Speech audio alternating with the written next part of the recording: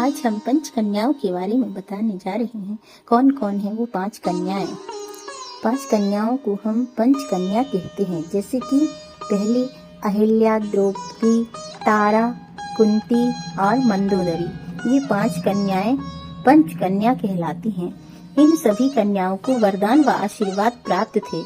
इन सभी कन्याओं की एक अलग कहानी है। ये पंचकन्या किसी के शरीर यानी कि किसी के उदर से पैदा नहीं हुई हैं। ये अपने आप स्वयं ही प्रकट हुई हैं। जैसे कि द्रौपदी अग्निकुंड बेदी से प्रकट हुई थीं। द्रौपदी को शिवजी से आशीर्वाद प्राप्त था कि तुम्हारे 5 पति होंगे, इसलिए द्रौपदी 5 पांडवों की पत्नी है।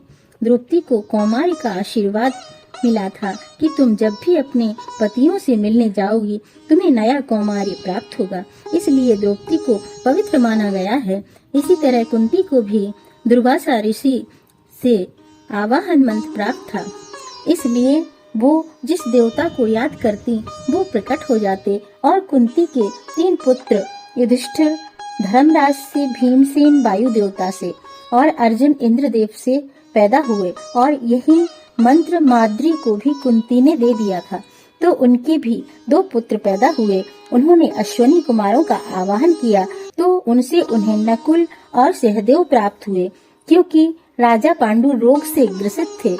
इस तरह कुंती को भी पवित्र माना गया है। अहिल्या गौतम ऋषि की पत्नी थी। वो बहुत ही रूपवान, सुंदर, एक अच्छी नारी थी। उनकी सुंदरता को देखकर देवराज इंद्र मोहित हो गए और उन्हें पाने की सोचने लगे। जबकि अहिल्या एक पतिव्रता पत्नी थी। एक दिन गौतम ऋषि स्नान करने चले गए।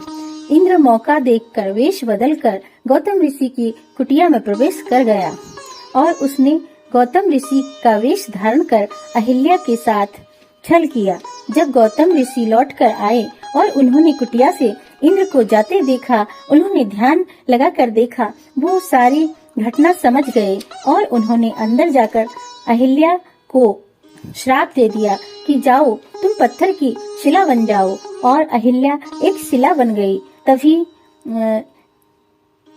फिर त्रेता युग में श्री रामचंद्र जी ने अहिल्या का उद्धार किया और उन्हें एक शिला से नारी बना दिया। अब तारा का जिक्र आता है। इसी तरह तारा राजा बाली की पत्नी थी। प्रभु श्री राम ने सुग्रीव व बाली के युद्ध में बाली का वध कर दिया। तब तारा सुग्रीव के साथ रहने लगी और राजनीति में उनका हाथ बटाने लगी, क्योंकि तारा बहुत ही होशियार नारी थी। 5वीं मंदोदरी माय दानव की पुत्री थी और रावण की पत्नी थी। मंदोदरी बहुत ही रूपवान, गुणवती और बहुत ही समझदार नारी थी।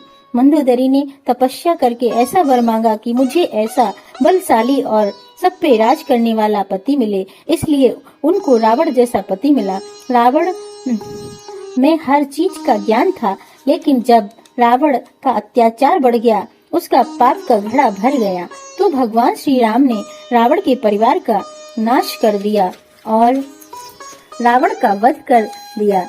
तब फिर मंदोदरी ने भी विभीषण को अपना लिया और वो उनके साथ रहने लगी। इस तरह ये सभी पंचकन्याएं हैं और उन्हें बहुत ही पवित्र माना गया है। कहते हैं कि इनको किसी प्रकार का कोई दोष नहीं लगता और जो सुबह उठकर इनका नाम स्मरण करता है वो भी सभी पापों से व कष्टों से मुक्त हो जाता है।